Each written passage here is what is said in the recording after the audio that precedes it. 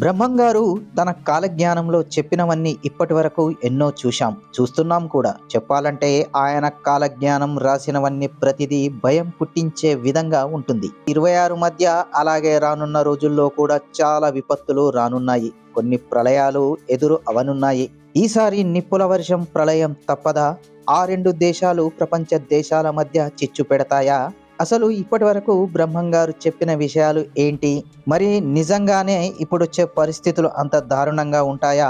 కలియుగంలో ఆయన జన్మించే ముందు ఎలాంటి సంఘటనలు చోటు చేసుకుంటాయి అనే విషయాన్ని మనం ఇప్పుడు ఈ వీడియోలో పూర్తిగా తెలుసుకోబోతున్నాము. వీడియోలో అయితే జరగబోయే చాలా విషయాలున్నాయి, అస్సలు మిస్ కాకండి.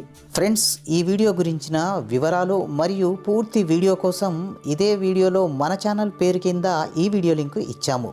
లింక్ను క్లిక్ చేసి ఈ వీడియోను పూర్తిగా చూడండి.